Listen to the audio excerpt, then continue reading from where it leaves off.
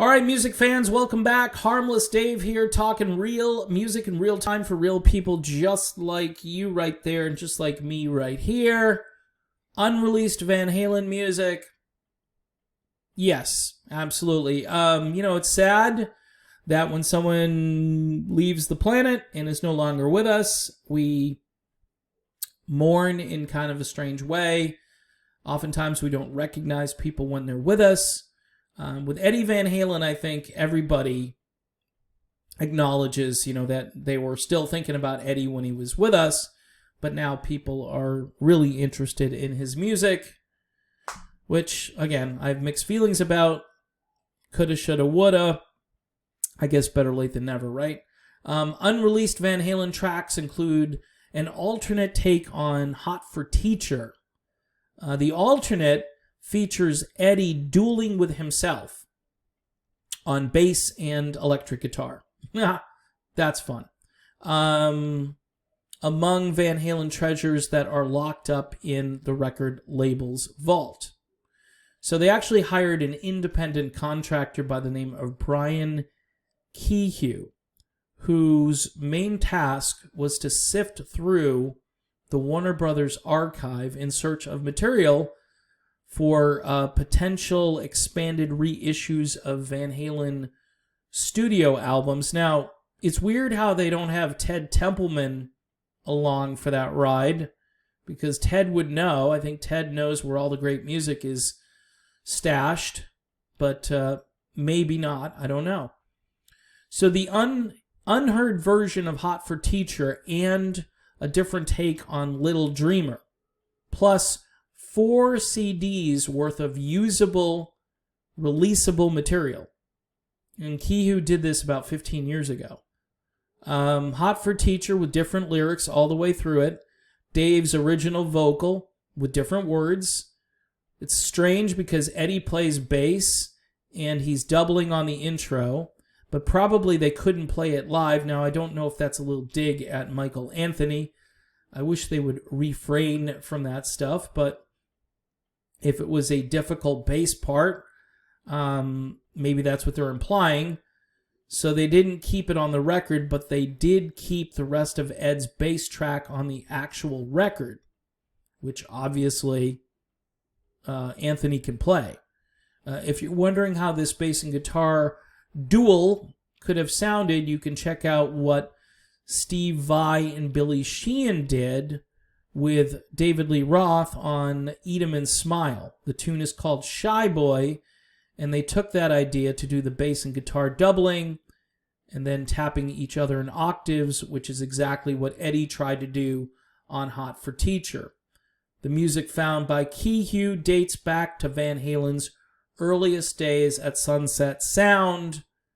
By the way, Ted Templeman did not want to record at 5150, but the power of Eddie's persuasion techniques eventually made him give in, and he kept going up there while they were recording, and he couldn't say no after a while.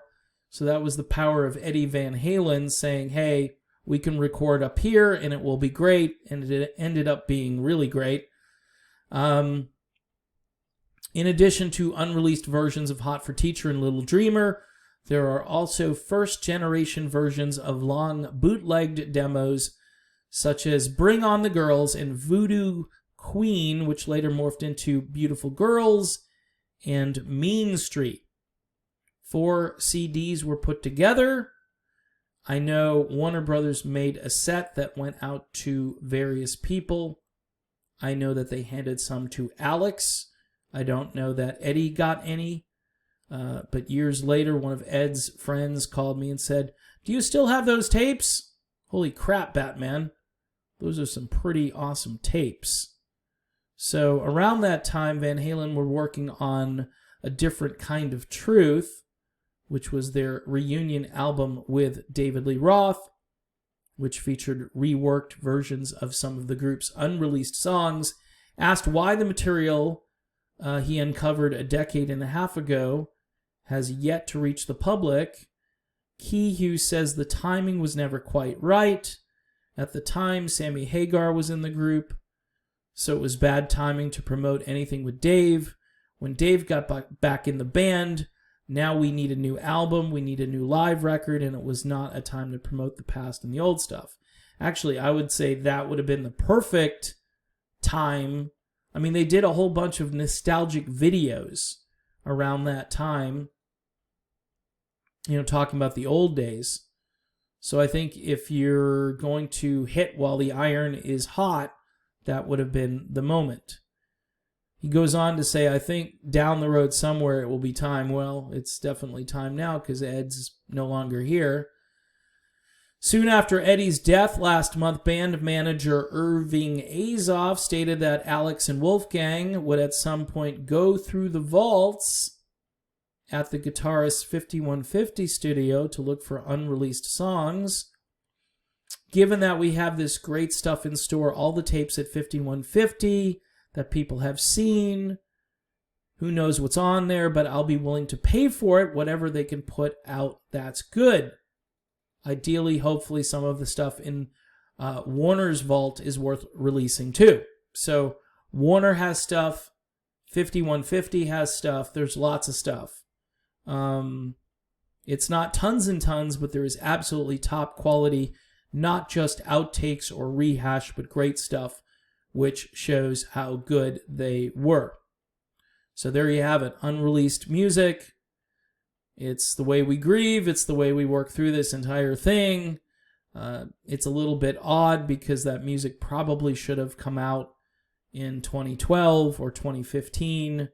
It did not, which to me seems a little weird, but it's probably on its way out now that Irving Azoff is involved in this. And again, it's tragic, but we need to probably listen to these songs and remember how great Eddie Van Halen was. And that's pretty much it.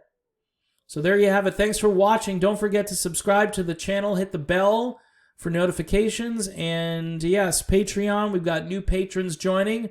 We've got a new month, so we need to beef up our supply of patrons. You can join for just $1 a month if you want to have a conversation about unreleased Eddie Van Halen music or politics today or any other topic.